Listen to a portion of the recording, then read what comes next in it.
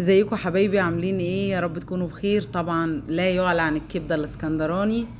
يا ريت لو الفيديو عجبكم ما تنسونيش في اللايك والشير والسبسكرايب، ويا ريت تدعموا قناتي، من غيركم قناتي مش هتكبر. احنا هنا معانا نص كيلو كبده، ونحط عليه نحط عليه 4 قرون فلفل اخضر كوبي، وقرن فلفل حراق. اللي مش عايز الفلفل الحراق ده اختياري. حبة خل وليمونة وكمون وتوابل مشكلة. احط هنا الزيت، وهنزل عليه بقى بالثوم. حاجة سهلة وبسيطة في الصيف وخفيفة. والكبدة حلوة خالص، بتخلي بتشيل الانيميا، يعني بتخلي الطفل اللي عنده انيميا يعني يتحسن، او الام اللي عندها انيميا. ربنا يشفي كل مريض، يا رب يشفي كل مريض. وبالنسبة للمدارس برضو حاجة خفيفة خالص، يعني كبدة الاسكندراني لا يعلى عليها، يعني ما ننزل اسكندرية مخصوص عشان ناكل منها. تشويح بقى مستمر. الكبدة اهم حاجة ان الكبدة تنزل على الطاسة وهي سخنة.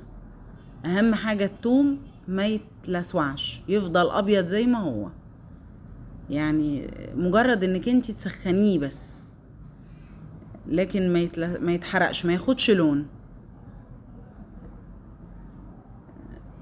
ايوه كده، احنا نفضل نقلب عشان التومة ما تاخدش لون، ده اهم حاجة.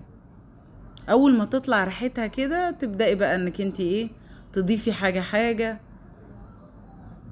من غير ايوه هنا هحط الفلفل الحراق على البارد،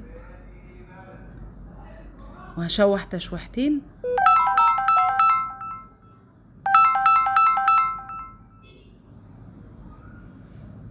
وهنزل بالكبدة على جنب. يعني قسمت الطاسة نصين، ركنت ده على جنب، والكبدة لازم انزل بيها جزء جزء عشان الدم بتاعها المية بتاعتها ما تخرش. لازم اخلي لونها يغير، تنزل تاخد سخونة الطاسة، ده اهم حاجة.